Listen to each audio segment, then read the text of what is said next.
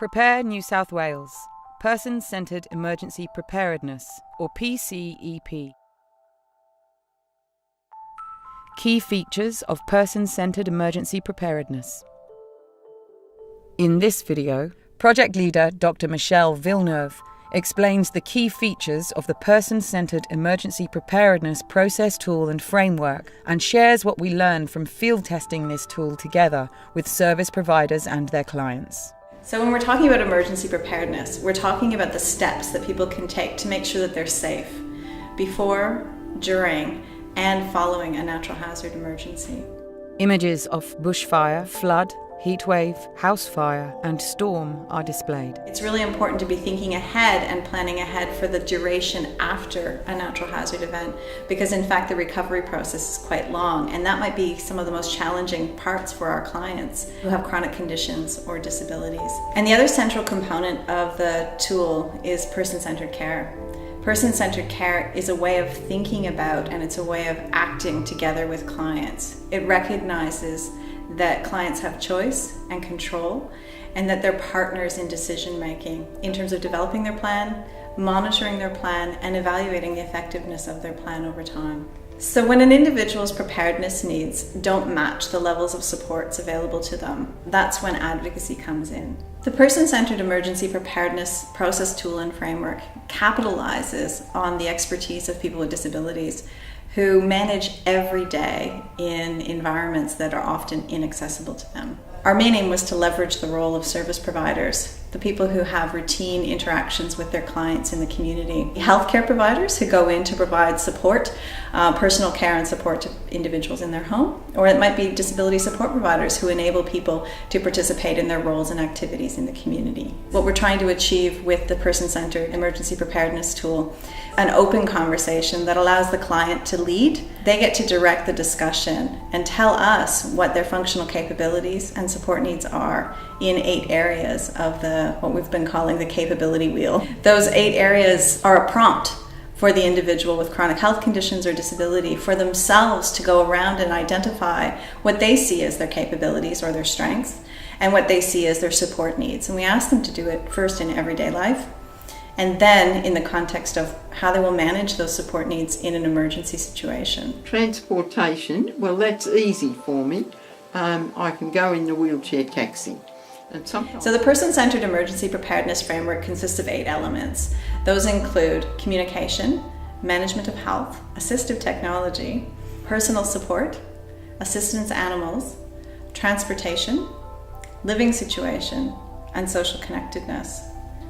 Those 8 elements are grounded in everyday occupations. It's really important to be thinking about emergency preparedness in the context of what people do in their everyday life. So people need to think about all of those 8 areas in the context of what I do, where I do it, and who I do it with.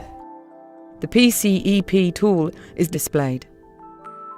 Grounding emergency preparedness conversations in everyday roles and activities that people engage in naturally fosters a strengths-based approach to understanding how people manage in everyday life. And it allows us to more effectively focus in on the specific and unique needs that people might have in an emergency situation. In this way, we found that the Person-Centered Emergency Preparedness tool is actually quite an efficient way to gather information and to support people to initiate the planning process from whatever stage of preparedness that they happen to be at. So one of the things we need to do is make sure that we view preparedness as a process, not a one-time event. The Person-Centered Emergency Preparedness tool encourages conversations that are meant to take place over time and be revisited. And in that process, it's really important to think about your own stage and level of preparedness. I think as providers, we aren't necessarily prepared with our emergency evacuation plans or our shelter-in-place plans ourselves or for our own families. And we haven't necessarily prepared our own households. And we're asking providers through this tool to go in and have such conversations with clients who in fact are more vulnerable in the context of disasters triggered by natural hazard emergencies. We've given levels of preparedness and some prompts and questions so that providers and their clients can think about their stage or readiness for emergency preparedness. It's really important for providers to think about their own level of preparedness and that of the clients that they're interacting with. it would be probably difficult to have action-oriented conversations about preparing if your client hasn't ever contemplated a natural hazard emergency. So the main aim of the tool is to enable people to progress through stages of preparedness. We want them to progress from not ever having contemplated an emergency situation before or how they might manage, all the way through to being able to make plans and take action. And even further still, to be able to think about how they might revisit that plan on a 3-month or 6-monthly basis. One of our providers aptly noted when they were trying out the tool with their client that it really made them realize that they need to revisit the preparedness plans because the functional needs and capabilities of some of their clients actually change over time. We also learned through this project that it's really important to listen to people, to really value our clients as partners in the process, and to recognize that they know what their functional capabilities are. And in fact, they know what their support needs are as well.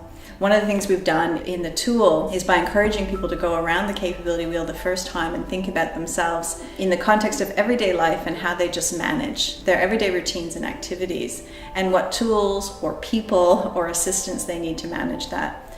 And then when thinking about emergency preparedness, we have 2 trigger prompts for people. One is to think about how they would manage those support needs if they needed to shelter in place, and how would they manage those support needs if they needed to evacuate to a place of safety. So by going around the wheel the first time, we really start from a position of a strengths-based understanding. And to date, we haven't had any tools that have helped us to start from a position of strengths and to appreciate people with disabilities as capable individuals who can be included and have active voice and participation in the emergency planning and preparedness process. The place where the client and the provider come together is actually in learning about the local natural hazard context and the resources in the community that can support them during a natural hazard emergency situation. The person-centered emergency preparedness tool offers us an opportunity to engage in learning partnerships together with our clients. It's a rare opportunity to actually engage in person-centered care because often we come in as an expert and we bring expert information that our clients need to manage within their everyday lives. In the context of person-centered emergency preparedness, we're both experts. We have things that we know about healthcare and disability supports and the community resources around us. And our clients have expertise about what it's like to manage every day in the often inaccessible environments that they find themselves in. The other thing that is really important is to recognize that people have support networks. Those support networks will vary in size, in type, in quality. The supports might be formal or informal, and some people may have few supports that they can rely on. A big part of the emergency preparedness process is finding out about people's social connectedness and thinking about the natural supports that they have available to them in the community and drawing on how they might use those supports to enable them in a hazard situation. One strength that service providers bring to the conversations about emergency preparedness is their skills as advocates. Every day they advocate for the needs of their clients. And an important part in emergency preparedness is recognizing when there's a mismatch between the capabilities that an individual has and the situations that they'll be presented with when there is a natural hazard emergency. Advocacy is the place and the tool for providers to enable that kind of support. One way that service providers can enable clients' self-advocacy is to provide them with information, tools, and resources and allow them to engage in problem solving together with the support network so that they can figure out how they will plan and act together with the people who are actually going to be there when a natural hazard emergency strikes.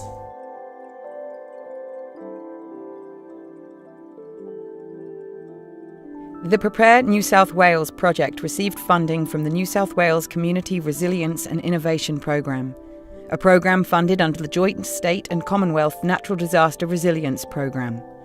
For more information, visit www.collaboratingthenumber4inclusion.org/prepare-NSW/.